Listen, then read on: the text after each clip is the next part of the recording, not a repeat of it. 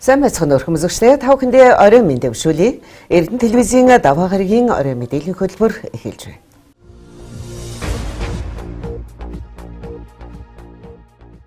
Эрдэнэ төлөвлөрийн удирдах ажилтны ээж шуурхай зөвлөгөө өнөөдөр боллоо. Зөвлөгөөнийхэндээ Эрдэнэ төлөвлөрийн хөдөлмөрийн аюулгүй байдал, эрүүл ахуй, байгаль орчныг хамгаалах хэлцээс мэдээлэл хийлээ.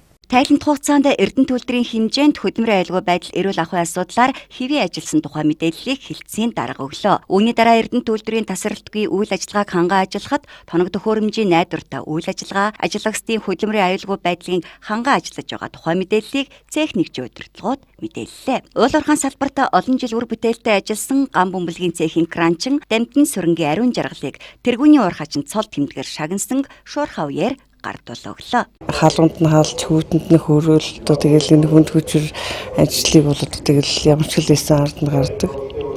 Ажлаараа бол их бахархцаадаг. Ган бөмбөлгийн цэхэд одоо 21 дэх жилдээ ажиллаж байна.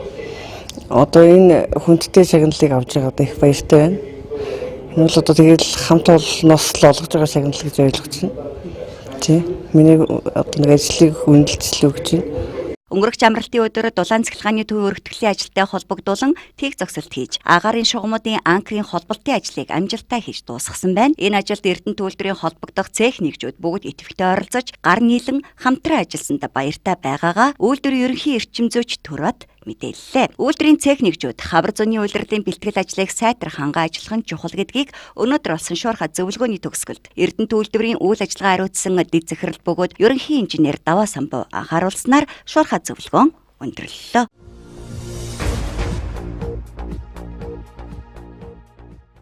Аймгийн засаг даргын шуурхай зөвлөгөөнөөс бэлтгэсэн мэдээлэлээр хөтөлбөр үргэлжилж байна.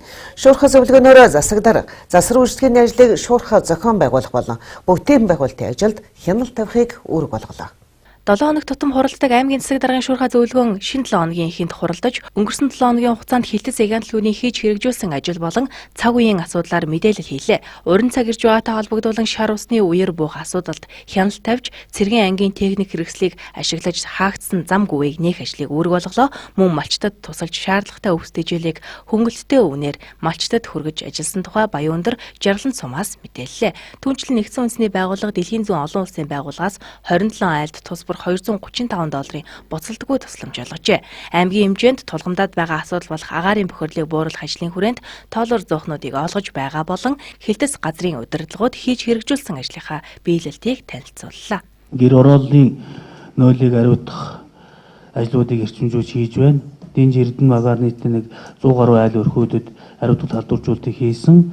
Бас бүрэн гисээгөө хөлдөө байгаа учраас одоо бас цаг үеийн биш юм байна. Тийм учраас гэр орооллын 12,400 айл өрхүүдэд ариутгах талдваржуулалтыг хийх зайлшгүй шаардлагатай гэдэг талаар зөвлөгөө гаргаж иргэдэд хүргэж байна. Тэгээд 4-р сарын 20-оос одоо дахин ариутгах талдваржуулалтыг явж хийхээр ингээд 1 сарын хугацаатай хойшлуулад явж байна.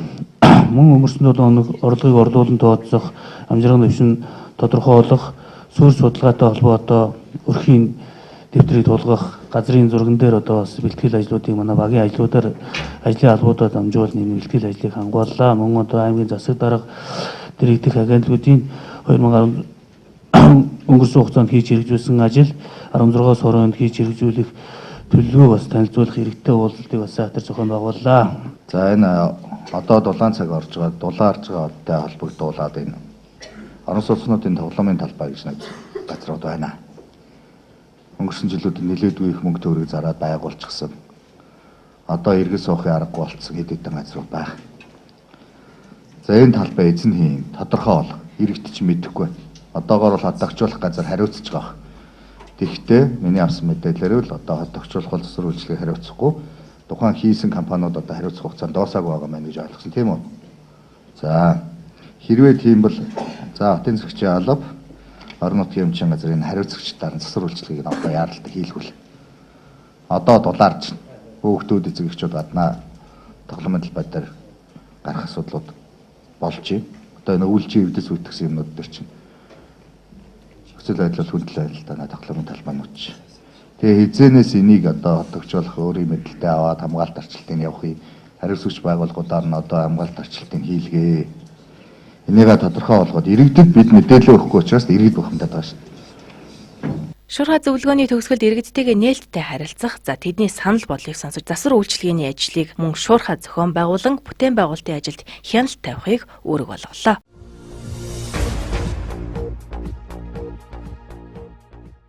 Эрдэнэ төлөвлөрийн цэх нэгжүүд 2017 оны бизнес төлөвлөгөөний төслийг хамгаалах үйл ажиллагаа өнөөдрөөс эхэллээ. Мэдээллийн дэлгэрэнгүй хүлээн авна.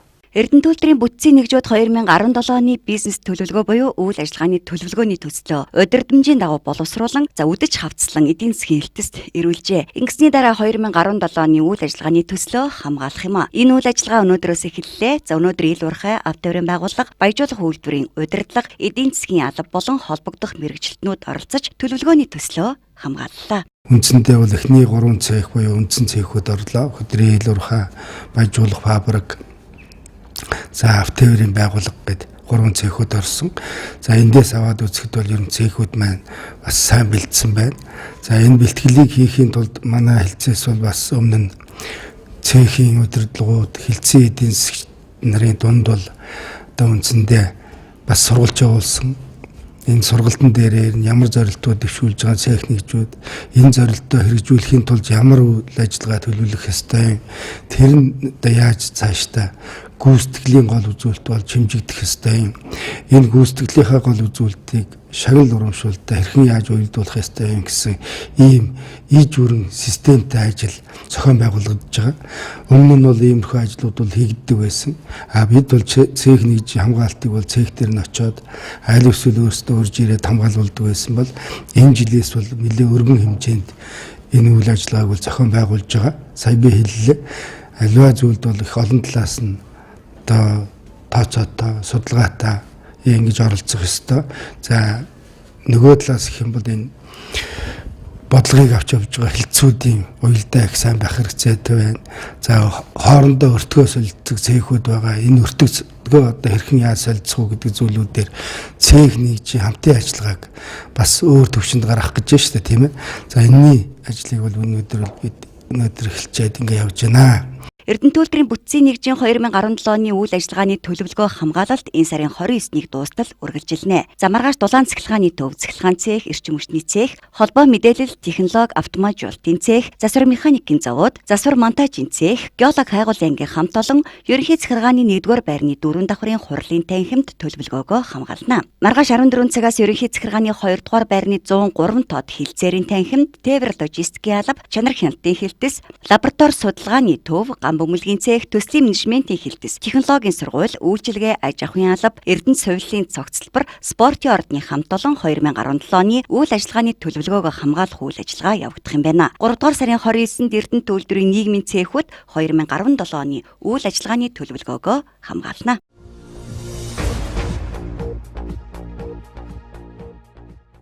Дараагийн мэдээ. Орхон аймгийн эрүүл мэндийн эрдэм шинжилгээ судалгааны зөвлөлөөс Дэлхийн эмчнэрийн баярын өдрийг ухтан энэ сарын 25-ны өдөр эрдэм шинжилгээний хурлыг зохион байгууллаа. Тус хуралд эрүүл мэндийн салбарын 22 илтгэл хилэлцэгдэж, урилгаар анагаах ухааны доктор профессор академич, анагаахын шинжлэх ухааны үндэсний их сургуулийн боловсрал эрхэлсэн тэргүүндээ захирал анагаах ухааны доктор Сүмбэр Зул, Азийн хөгжлийн банкны эрүүл мэндийн салбарын хөгжлийн хөтөлбөрийн төслийн хяналт шинжилгээ үнэлгээний мэрэгжилтэн анагаах ухааны доктор Оюун Бэлэг нар оролцлоо. Шүүгчдэр Медипаст эмнэлгийн эмчилгээ эрхэлсэн дэд захирал анагаах ухааны доктор Ичин Норов, Эрдэнэ совиллын цогцлборын мэрэгчлээс шалтгааллах өвчлөлийн кабинетийн их эмч, анагаах ухааны доктор Жавзман нар ажиллаж шилдэг бүтээлүүдийг тодрууллаа. Шилдэг бүтээлүүдийг нийгмийн эрүүл мэндийн болон эмнэлэг зүйн гэсэн хоёр чиглэлээр шалгаруулсан юм а. За жил бүр тэмдэглэдэг Дэлхийн эмч нарын өдрийн хүрээнд Эрдэнэт хотын эрүүл мэндийн газар нэгдсэн эмнэлэг тэгээд Медипас гэд энэ байгууллагууд мань хамтран эмнэлгийн ажилтнуудын дунд эрдэм шинжилгээний он практикийн баг хурлыг зохион байгуулж байна. Тэгээ энэ ажилдаа одоо шүүгчээр өрсөнд би талархаж байна. За тэгэхээр өнөөдөр бид нэр Эрдэнэт хотын хүрээнд эрүүл мэндийн салбарт ажиллаж байгаа эмнэлгийн ажилчдын одоо өнгөрсөн оноос хойш сүүлийн зарим нь бол одоо сүүлийн 10 жил, сүүлийн 5 жил хийсэн эрдэмийнхаа бүтээлийг үр дүнгээ бол танилцуулж байна. Энэ 25 ажил шигшигдээд ингээд танилцуулж байна. Судалгааны цар хүрээг харахад бол их өргөн хүрээтэй судалгаануудыг хийж байна. Эмийн хэрэглэнээс эхлүүлээд за тэгээд одоо Эрдэнэт хотын ГОК-ийн үйлдвэрт ажиллаж байгаа ажлагчдын дунд хийсэн судалгаа. За түүнээс гадна залуучуудын дунд бэлгийн замын халдвар төвчний чиглэлээр гих мэтлэнгээр их өргөн хүрээтэй судалгаанууд хийгдсэн байна. Судалгаануудыг харж байхад бол их сонирхолтой ихтгэлүүд тавигдаж байна.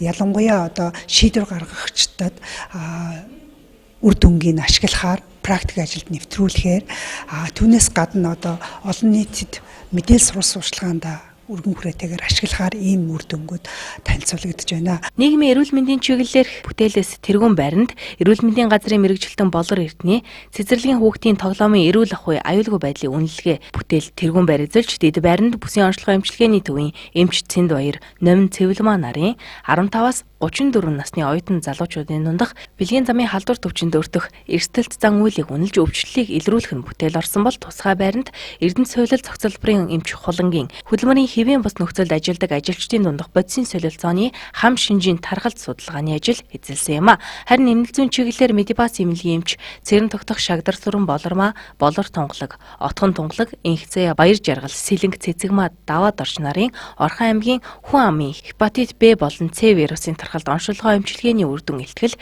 тэргүүлсэн. Дэд байрт бүсийн онцлогоо эмчилгээний төвийн эмч Сандуй, Болд, Баттөвшин, Балдорж, Алтанбек нарын Орхон аймагт өвдөгт хүнхний үеийг хиймэл үеэр солих мэс заслын өнөөгийн байдал сэдвт илтгэлүүд шалгарлаа.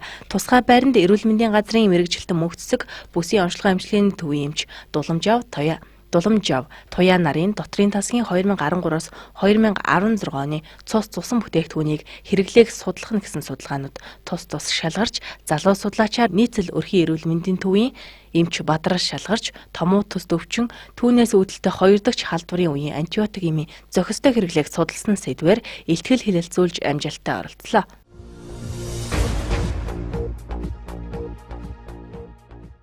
Мэдээ үргэлжилж байна.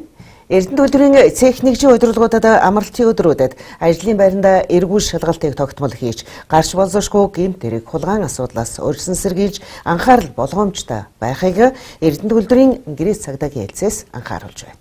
2017 оны 3 дугаар сарын 17-наас 20-ны хооронд Баяжуул үйлдвэрийн засварын хэсгээс 3 ширхэг хийн баллон алдагдсан гэх гомдол мэдээлэлээр эрен сурвалжлах үйл ажиллагааг гэрээ цагдаагийн хэлцээс зохион байгуулжээ. Үүний дагуу с ิจ гтэй этгээдийг тогтоох ажиллагааг явуулснаар эрхэлсэн тодорхой ажилгүй Б гихч иргэн байсныг тогтоожээ.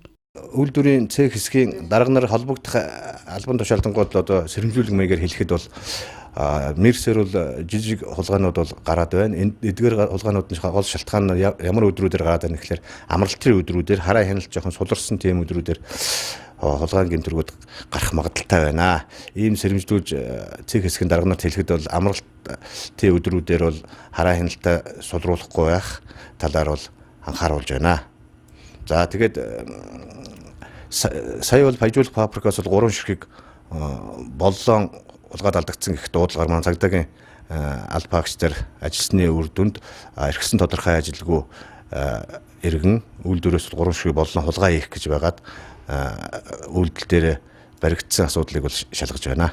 Эрдэнэ үйлдвэрийн гэрээ цагдаагийн хэлтсийн албаагчид хулгайд алдсан 3 баллоныг үйлдвэрийн дүүрэгт жалганд байрлуулан авч гарахаар завдаж байсныг цагаалталгүй газар дээр нь илрүүлэн таслан зогсоожээ. Энэ хэргийг цагдаагийн ахлах дэслэгч Мөнгөн Чимэг шалгаж байна. Эрдэнэ үйлдвэрийн гэрээ цагдаагийн хэлтсээс амралтын өдрүүдэд хариуцсан талбай орчныхоо аюулгүй ажиллагааг хангаж хяналт шалгалтыг тогтмол зохион байгуулж хулгайн гэмт хэрэгээс урьдчилан сэргийлэн сонор сэрэмжтэй байхыг үйлдвэрийн техникчийн удирдлагуудад анхаарууллаа. Эрдэнэ үйлдвэрийн гэрээ цагдаагийн хэлтсээс үйлдвэрийн тодорхой цэгүүдэд харуул хамгаалтын ажлыг өдөр бүр тогтмол зохион байгуулж үйлдвэрийн дүүрэгт дээг журам сахиулан хяналт тавин ажиллаж байна.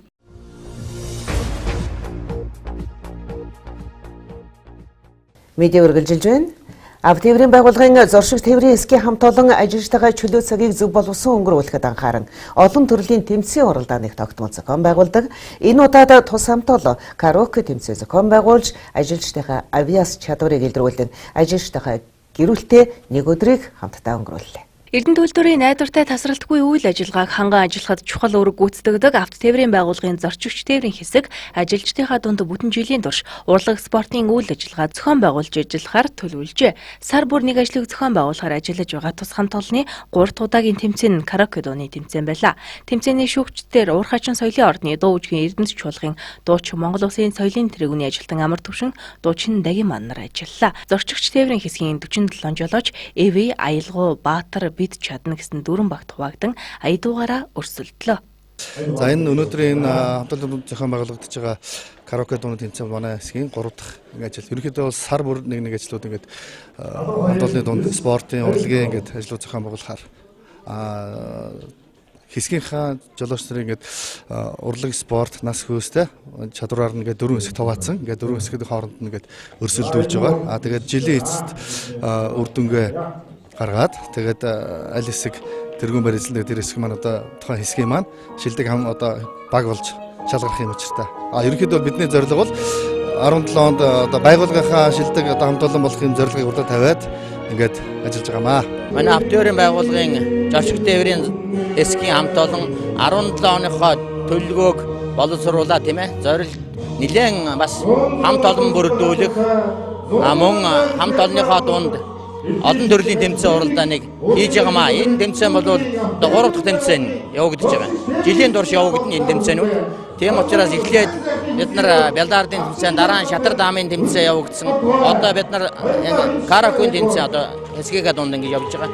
Бидний хамт олныг бас залуу боловсон хүчин Алтанбаяр дарга бол маш сайн удирдах байгаа гэж бодож байгаа. Авто тээврийн байгууллагын зорчигч тээврийн 4 хамтлагаас 33 оноогоор Эрдэнэтойгоо ахлагчтай FA баг тэргүүлж удаах байрыг 32.8 оноогоор зориг тахлагчтай Аялгуу баг эзэлсэн. Харин 32.3 оноогоор Чүлтэм самбуу ахлагчтай Бид чадна баг 3 дугаар байр эзэлсэн бол 4 дугаар байрыг Мөнх Эрдэнэ ахлагчтай Баатар баг эзэлсэн амжилт үзүүллээ. Энэхүү авто тээврийн байгууллагын зорчигч тээврийн хэсэг нь урлаг спортын олон талт үйл ажиллагаа зохион байгуулж ажилчдынхаа авьяас чадварыг нээн илрүүлж тэднийг хөгжүүлэхэд анхаарч жилийн ажлаараа цэхийн их шилдэг хамт олон болохоор төлөвлөгөөт үзүүлэлтүүдэд амжилттай гүйцэтгэн ажиллаж байна.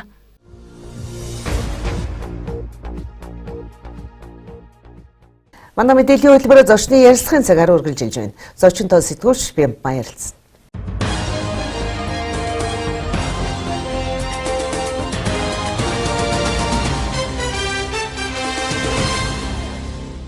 Орой мэд төргийн үзэгчдээ Эрдэнэ телевизийн өдрийн зочны ярилцлага танд хүрч байна. Манай өнөөдрийн зочноор Эрдэнэ төлөвлөрийн дэргэдэх Шагдрын отгон бэлгийн нэрмж технологийн сургуулийн захирал Сүрэнгийн Давааны мөрөгд оролцож байна. Орой мэд төргий. Орой мэд. За баярлалаа. Тэгэхээр бас өмнө нь 8 жил технологийн сургуулийн захирлаар ажиллаж байсан. Саяхан бас одоо хуучин хамт олон дээрээ томилогдсон ажиллаад удааг байгаа. Ер нь технологийн сургуулийн хөгжлийн зорилтыг хэтийн төлөвийн талаар хоёлаа ярилцлага эхлэе. Тэгэхээр манай Эрдэнэт хот маань өөр ингэсэн онцлогтой энэ зүгээр нэг бий болоогүй тодорхой орд газрыг төсөлж байгуулагдсан юм хот суурь. Манай сургууль болохоор энэ одоо хотын хамгийн анхны объектуудын нэг. Байгуулагдсан зорилго нь бол маш тодорхой. Эрдэнэ төлөвлөрт ажилладаг Монгол ажиллагчдыг одоо малчин, надуучин, хончин ийм хүнийг ийм удамтай хүнийг ажилчин анги болох энэ сургалтыг л зохион байгуулахаар байгуулсан юм төгт. Тэр одоо зорилгоо хангалттай биелүүлсэн, сайн биелүүлсэн. Өнөөдөр Эрдэнэ төлөвлөрт ажиллаж байгаа нийт ажиллагчдын 80-90% нь манай сургуулийн үед хаалгаар орж гарсан юм байдаг. Энэ бол манай сургуулийн бахархал. Нэг. Хоёрдугаарт манай сургуулийг төгссөн Эрдэнэ төлөвлөрт ажиллаж байгаад өөр бусад одоо байгууллагууд ялангуяа уул уурхай компаниуд ажиллаж байгаа Эрдэнэтийн хүмүүсийн тухай бас их сайн ам та байдаг. Ер нь тэгээд Эрдэнэт хот, Эрдэнэ төлөвлөрийн нэр хүндийг өргөж байгаа энэ хүмүүсийг хөгжүүлэх, хүн болгох энэ ажилд бол манай сургуулийн оруулсан хувь нэмэр ихээр гэдээ бас нэг бахархчмаар санагдж байна.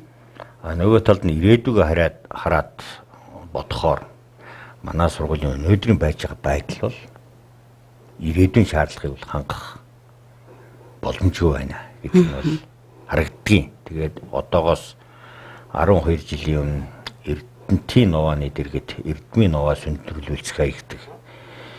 Ийм одоо ураа гинүү эсвэл хэтийн зориг гинүү тавьсан тэр маань өнөөдөр биелэлээ олох шатанда байна гэж хэлж болох боловч тэр одоо авж байгаа арга хэмжээ эрч хүч хурд бол харамсалтай бага байна гэж хэлгээд байна. Энэ учир шалтгааны судлаад үзэхээр одоо үеийн одоо удирдагч нартай холбож би нэг хэрмээр байна. Энэ сургуулийн хөгжил Эрдэнтийн нугааны дэргэдэх эрдмийн нугааны асуудлыг тийм шоу маягаар хийрсэн. Одоо нэг та одоо ямар ажил хийх вэ? Ямар одоо гэхэлэр тэрэн дотор манай Эрдэнтийн технологийн сургууль асуултантай л одоо явж идэг. Уугийн сургуулийг сайхан болгоно гэх ингэ ярьдаг. Яг үйлдэл дээр энэ бол одоо тийм арга хэмжээ авсан нөөдтэй тийм эрч хүчтэй өдөрлөө зохион болтой арга хэмжээ авсан бол баг байгаад байгаа ш. Хөрөнгө санхүүгийн дандаа тансан, багасгасан, бууруулсан ийм өөрөлдөө ирээдүйдээ одоо ус цацсан ийм арга хэмжээнүүд байлаа. Мэдээж би маш сайн ойлгож байна. Үйлдвэрийн маань байдал өнөөдөр тийм ч сайн биш байна.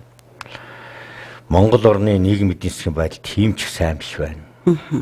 Хэрвээ ирээдүйнхээ тухай боддог тийм өдөрдөгч, манлайлагч байдаг юм бол энэ сургууль хүнийг одоо хөгжүүлдэг энэ бүтцээр арай л өөр анхаарал халамжийг тавьмаар арай өөр төвчний шаардлагуудыг тавих байсан болов уу гэж боддгийн. Гэт ингээд хэцүү байна гэдээ уйлаа суугаад ахтай биш. Тийм үү? Бид бол урагшаас бодог өнөөдөр ч одоо зөв бий болгох боломжтой байна гэж би харж байна. Сургуулаа бас нэгдүгээр зөв ойлгуулаа. Хоёрдугаарт одоо удирдах шатны ажилтны уялдаа холбоо муу байна гэж бас дүгнжлэх үү?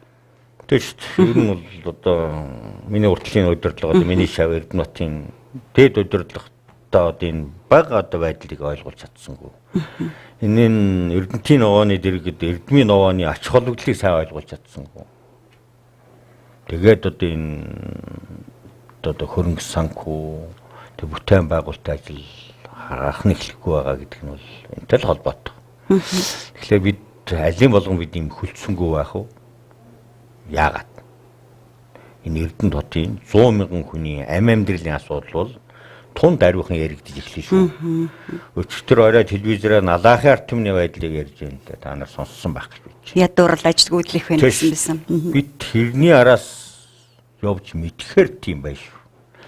Тэгэхээр засаг дарга одоо Батлууд саяхан бас ярьж байна л ер нь энэ Эрдэнэт хотын хөгжлийг тэг хүнийхэн хөгжилтэй холбож авч байна. Оргил ухаантай, мэдлэгтэй, чадвартай, чадамжтай тэр Эрдэнэтийн хөгöd энэ Эрдэнэт хотыг хөгжүүлнэ. А тэр одоо тэр чадамжийг зааж өгдөг, сургадаг, хэлж өгдөг. Нэг тийм бүтц байх хэрэгтэй яа. Би зөвхөн манай сургуулийг хэлэнгүй байна. Эрдэнэт хотод байгаа хүнд юм заадаг одоо чинь бид Оросуудаас бас нэлийн юм сурцсан гэж өөрийгөө цээжээс өгөх дуртай олсууд шүү дээ. А тэр миний насны хүмүүстэй хамт энэ оршуулгах ёсгүй гэж би бодож байна. Оюун ухаан, мэддэг чаддаг зүйл ямар нэгэн байдлаар өөр хүнд дамжихгүй бол энэ нүгэл гэж бодож байна. Тэгээд монголчуудын уламжилж ирсэн буян гэж нэгэн байна, нүгэлгээд нэгэн байна. За стандарт гэж үзэх юм бол тийм ээ. Уламжилж ирсэн юм одоо стандартууд байна. Энэ стандартуудыгаа бид цааш нь одоо авч явах хэрэгтэй байна. Тэгээ би миний үеийнхэнд 80-аад онд одоо ажилд орсон нөхдүүд та бүхэн нэг зүйлийг бодоорой. Таны ард яг тань шиг ажиллаж чаддаг тийм үйлдэлснүү гэдэг дээр. Таны нэг орондоо оруулаад байгаа ажилд оруулж байгаа тэр залуу таны хийжсэн болгоныг тэг Оросхаа сурсан болгоныг хийж чадж байна уу гэдэг дээр бодоорой. Тэгээ би та бүхэнд нэг зүйлийг амлахаар байна. Өөхлөөр манай энэ өндөр насны тэтгэврт гарсан хүмүүс манай сургуулиуд тойроод энэ одоо буянтай үйлээ хийх боломжийг бий болгоно гэж байна. Тийм бүтцийг бий болгох манай сургуулийн дэргэд. Халамжилдаг, хүмүүжүүлдэг, хүм заадаг, сургадаг энэ бүтцийг бий болгоно. Тэгэлгүй яах вэ? Яг одоо тухайн үеийн хүмүүс бол адаглаад нөгөө цаг нарыг маш сайн барьдаг. Ах トゥ одоо багш шавийн барилгыг маш сайн мэдэрдэг. Тэгжээж одоо чанартай хүмүүс гардаг. Засал сайжруулах юм би. Тэгэлгүй яах вэ? Тэгэхээр энэ сургалтын чанар гэж их ярьдаг шүү дээ. Тэгэхээр яг одоо технологийн сургууль дээр сургалтын чанар, энэхүү сургалтын чанарыг одоо яаж хэлэх вэ? Ямар төвшөнд явагдаж байна? За би одоо юугаар хэмждэг юм? Болохоо байсан гэж хэлнэгүй байна. Гэхдээ манай сургууль төгссөн нийт төгсөгчдийн мэдэх одоо маш тодорхой судалгаа бас алгал да. Тал нь ажиллаж явж байна. Төгсөгчдийн маань тал нь. Энэ бол гамшиг. Энэ муу. Тэгэхээр манай сургуульд сурсан хүмүүсүүд мөнгөө одоо өрн тарин хийсэн биз дээ. Тэгэхээр би энэ байдлыг зогсоох бодолтой байна. Энэ хаврын эсэлтэнд одоо надыг энэ ерөнхий улсын сургууль төгсөж байгаа залуучууд сонсож байгаа хэрэг сонсоосоо гэж бодож байна. Эцгийнхэн дээр хүүхдээ хажуудаа суулгаараа энэ хүүхдүүд хандаж би Эрдэнэт хотын ирээдүй та бүхний гарт шүү гэж би хэлмээр байна. Та бүхний гарт байгаа юм бол та бол маш мундаг хөгжих ёстой. Та бол энийг чадна гэж боддог. Яагаад гэвэл хоёр үндслэлээр. Эхнийх нь Эрдэнэтийн хүүхдүүдийн одоо IQ-г Монголд одоо 1 номерт байна гэдгийг тогтоосон. Энэ тогтоох багт би ажиллаж байсан учраас баталгаатай хэлж байна. Эрдэнэт хотод төгссөн ерөнхий боловсролын сургуулийн төгсөгчид дундаж оноогоороо Монголд 1 номерт байгаа. Энэ сүүлийн одоо 8-9 жилийн одоо дунджаар энийг бол би хэлж байна. Эрдэнэтийн хүүхдүүд оюун ухааны хөдөлмөр эрхлэх агуу их боломж байна. Тэгвэл та бүхэн сургуулиа төгсчээд гадагшны явах дуртай байдаг. Алийн болгоно одоо 18 нас хүртэл одоо ээж авийн гар дээр байх уу? Улаанбаатар явна, Орос явна, ийшээ Хятад явна тийм ээ. Тэгвэл эхний 1-2-3 жилийг манай Эрдэнэтийнхаа сургуульд өнгөрөөгөөч. Бид манай баг танд ямар сургуульд яаж сурах ёстой? Тэр хэлийг зааж өгье. Англи сургууль сурах гэж байгаа хүүхдэд англи хэлийг зааж өгье. Орос сургууль сууж байгаа хүүхдэд орос хэлийг зааж өгье. Яг юунд сурах уу гэдгийг чинь зааж өгье. Зүг чигийг нь зааж өгье. Зааж өгье. Эхний 2-3 жилээ манай сургуульд өнгөрөө. Эрдэнэтийн хамгийн мундаг хүүхдүүд манай сургууль тойроод ирээсэ билээ. Тэгээд энэ өдрөөс эхлээд манай сургуульд илссэн хүүхдийг хүн болгоныг ажилтаа, амьдралтай болоход нь бид зөвлөх үйлчилгээ үзүүлнэ. Нэгж хүүхдийг бид одоо тийм ажилгүй байлгадгүй тийм одоо арга замыг зааж байгаа тийм бодлогыг баримталж ажиллана. Энэ 2017-18 оны хичээлийн жилээс эхлээд Эрдэнэт төлөвлөрийн дэргэдэх Хотхон мөлгийн нэмэлт технологи сургуулийн эсвэгчдэд тавих бодлого өөрчлөгдөж байна гэж ойлгоорой. Сургадаг арга зам нь өөр болно гэж ойлгоорой. Төгсөгчдөө бид хамгаалж цаашдаа. Урд нь төгссөн хүмүүсээ бид давтан бэлдэнэ. Нийт одоо хичнээн хүүхэд элсэлт арих гэж байна. Ямар мэрэгчлэр хичнээн хүүхэд 8 хөтөлбөрөөр одоо элсэлт авна. Тэнд бол 10 мэрэгжил байгаа. Бүгдээр нь авна. Тэ. Энэ одоо төд гэж би хэлмэгүй. Ягаад гэвэл би бол маш тодорхой босох тавил гэж бодож байна. Тэгээ босхыг давсан хүн болгонд нээлттэй байна. Эрдэнэтийн хамгийн мундаг хүүхдүүд манай сургуульд энэ намар эсэх. Бид манай сургууль дээр уулзах тийм ярилцлага тавьж байна. Өндөр босго гэхээр одоо яах вэ? Тодруулж хэлвэл. Өндөр босго гэхээр энэ бол ямар ч байсан одоо Монгол улсын аль сургуулийн тавьдгүй тэр босхыг би хэлж байна. Герман Монголын сургууль ямар босго тавьж байна? Тэрнээс өндөр босхыг би хэлж байна. Тэгэхээр хамгийн гол нь яг өөрөө сурыг гэсэн итгэх зорилготой. Мэдээж одоо 12 дугаар сургуулаа маш амжилттай төгссөн. Энэ бол хамгийн наацхан шалгуур. Үнэхээр Эрдэнэт энэ бол хамгийн гол шалгуур бас биш. Би Эрдэнэт хотынхаа төлөө хүчин зүтгэхий амьдралаа зориулъя гэсэн тэр хүүхдэд би энэ бол хамгийн ихний болцол. Хамгийн чухал болцол. Яагаад гэвэл Эрдэнэтийн ирээдүй бол Эрдэнэтийн хүүхдүүдийн л гарт байх ёстой. Эрдэнэтийн хүүхдээс өөр хүн энэ Эрдэнэтийн ирээдүй авч явах чадахгүй. Налаах болно, бэрх болно. Уучлаарай энэ муу. Би одоо налаах бэрх яагаад тийм болох вэ? Тэр үеийн удирдагч нар тэгээ удирдлага нь алс хэтийн тийм одоо зорилгыг тавиаг байна. Эрдэнэтийн ирээдүйн төлөө Эрдэнэтийн хүүхдүүд зүтгэх ёстой. Энэ одоо философиор суурилсан тийм одоо эсгэгчдийн бодлогыг тавина. Тэгэхээр захирлаас бидний ярилцлага өндөрлөх төгсөн байна. Үлдсэн хугацааг бас танд үлдээ. Нийт одоо эсгэгчдтэй зориулаад бас хэлэх үгээ та үлдээ гэдэг. Тэгэхээр би эсгэгчтэй хандгаас гадна бас эсгэгчүүд бас хандна. Яагаад гэвэл сургуульд эсгэж байгаа хүүхдүүдийн 80% нь хэн одоо чиний сургуулийн тодорхойлсон гэсэн асуултанд манай аав ээж хоёр. Манай Эрдэнэ төлбөрт ажилладаг хүмүүс ээ. Одоо нэг тэтгэврт гарцсан одоо миний үеийнхнээ Анхдагч та бүхэн дээр ачта. Та бүхэнд үнэхээр Эрдэнэтийн төлөө гэсэн цоглох зүрх байгаа гэдэгт би итгэлтэй байна. Асуултгүй. Тэглэх байх уу? Тэгвэл та ойр дотныхаа хамаг мундаг ачта, зээдэ, охиндоо үүдэ Эрдэнэтийн ирээдүйн төлөө тийм одоо сэтгэлгээ хандлагыг бий болгоорой. Сайн нөлөөлөөрэй. Би хүсмээр байна. Та бүхэнд хамгийн сайн сайхан хүсье. Баярлалаа. Баярлалаа үзэгчдээ манай мэдээлэл хөтөлбөрийн өдрийн зочны ярилцлагаар Эрдэнэт хөлдрийн дэргэдэх Шагдрын одхон мэлгийн нэрмж технологийн сургуулийн захирал Сүрэнгийн даваа нэм захирал оролцож та бүхэнд цаг үеийн мэдээлэл хэллээ. Бас дараагийн мэдээллийн хөтөлбөрүүдээр одоо радио сонингоор бас энэхүү цаг үеийн холбогдлолтой элсэлттэй холбоотой мэдээллүүдийг бас та бүхэнд хүргэх болно. Мэдээллийн хөтөлбөр үргэлжилж байна.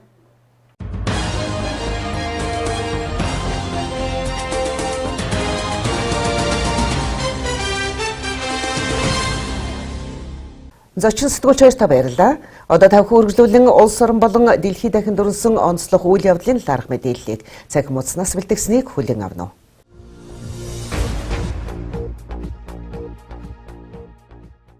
420 гаруй иргэний аюулгүй байдлыг хангасан байна. Онцгой байдлын ерөнхий газрын бие бүрэлдэхүүн энэ сарын 21-ээс 24-ний өдрүүдэд 423 иргэний амнаас эрүүл мэндийг авран хамгаалсан байна. Тодорхойлбол 11 аймгийн 40 суманд 54 удаагийн дуудлагаар сургаггүй улсын 98 иргэнээс 91 иргэнийг эсэмэн долж 5 иргэнийг эрен хайж цасан суусан 50 автомашин 333 зорчигчдод тусламж үйлчилгээ үзүүлсэн байна. Эрен хайх аврах үйл ажиллагаанд төв орон нутгийн онцгой байдлын байгууллагын 154 албан хаагч 31 автомашин, нутгийн захиргааны байгууллагын 375 албан хаагч, иргэн 72 автомашин, автозам арчилтын компани 96 ажилтан, 36 автомашин, 58 машин механизм, нийт 625 хүн 197 техник хэрэгсэлтэйгээр үүрэг гүйцэтгэсэн байна.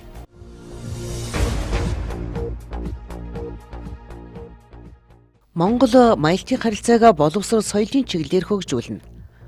Маялтын улсад хавсран суух онц бөгөөд бүрэн эрхэд элчин сайд Жамбалд орж тус улсын ерөнхийлөгчд эдхэмжлэг жуух хүчгээ барила. Эдхэмжлэг жуух хүчгэрх ёслолын ажиллагаа ерөнхийлөгч Мари Лузо Клёра Прека элчин сайд Жамбалд орж хүлээн авч уулзаж хоёр орны харилцааны асуудлаар найрсаг ярилцсан байна. Элчин сайд Жамбалд орж Монгол улсын ерөнхийлөгч Элбэг Доржийн мэдээлэлийг бүгд найрамдах Малтын улсын ерөнхийлөгчд уламжилсан байна. Үүнтэй холбогдуулж бүгд найрамдах Малтын улсын парламентын дарга Анжело, гадаад хэргийн сайд Жорж Виелла, гадаад хэргийн яамны байнгын нарийн бичгийн дарга Формас нар элчин сайд Жамбалд оржийг тус хүлээн авч уулзсан. Хоёр орны харилцаа хамтын ажиллагааны талаар ярилцаж сан солилцсон байна.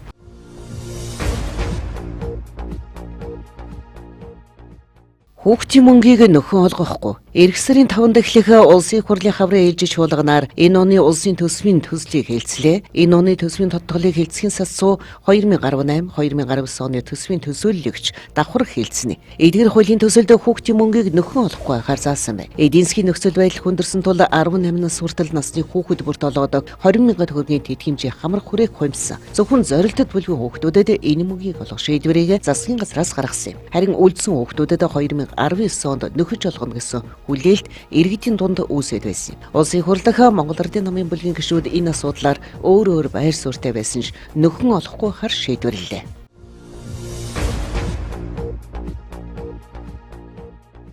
Төмөрдө 31,000 ой 3 саяга бэлчээр өртсөн байна. Ой хэрхийн төмрөөс өрсөн сэргийлэх хамгаалах менежментийг сайжруулах зарим асуудал 2017 сэдвт үндэсний зөвлөлөө болж байна. Улсын хэмжээнд 2016 онд 14 аймгийн 61 суманд 138 удаагийн ой хэрийн төмөр гарч төмрийн улмаас 31,1 ой 3.2 сая га бэлчээр нийт 3.2 сая га ой хэрийн талбай өртөж иргэд аж ахуйн нэгжийн өмч хөрөнгөд 1.3 тэрбум төгрөг, байгаль экологид 10.7 тэрбум төгрөгийн хохирол учирсан байна. Энэхүү ой хэрийн төмрийн улмаас 4 хүн нас барж 4 хүн түлэгдэж 41 айлын гэр байшин 61 өвөлж хаш 6143 толгой мал 6 автомашин 27766 буудал өвс шатсан байна. Эдгээр тоноос харахад манай оронд зөвхөн нэг жил гарсан ой хэрийн төмөрт олон мянган га мод бичээрийн чухал ач холбогдол бүхий газар нутгууд өртөн байгаль эколог асар их хохирол учирч иргэдийн аж амьдралд төмрийн үзүүлж байгаа сөрөг нөлөөлөл улам ихсээр байна.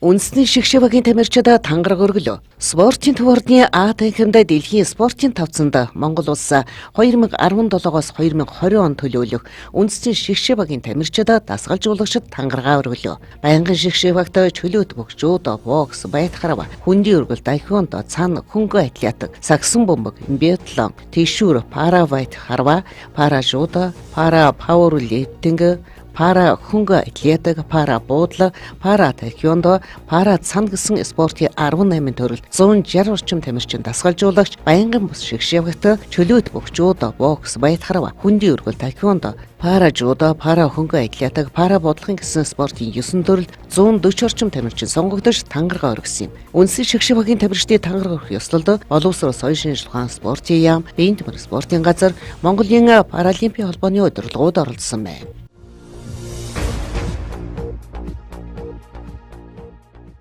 Сеул гатлан онгоцыг далайн гүнээс татаж гаргаж байна. 3 жилийн өмнө живсэн Сеул гатлан онгоцыг татан гаргах ажил эхэллээ. Өмнөөс онгоцын далай зах сагнуурын яам уг гатлан онгоцыг татаж гаргах ажлыг удирдан зохион байгуулж байна. Цаг агаарын таагүй нөхцөл байдлын улмаас гатлан онгоцыг татах үйл ажиллагаа түр саатаж байгаач ажлын багийнхан одоогийн байдлаар гатлан онгоцны 13 метрийг татаж гаргаад байгаа юм байна. Сеул гатлан онгоцыг эрэгт 4-р сарын 5-нд бүтнээр нь гаргаж аван хэмээн найдаж байгаагаа өмнөөс онгоц эрх хэрэгчид мэдээлж байна.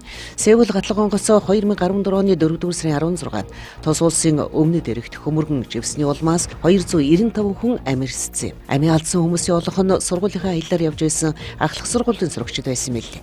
9 хүний цогцос өнөөхөр нь олдоогүй.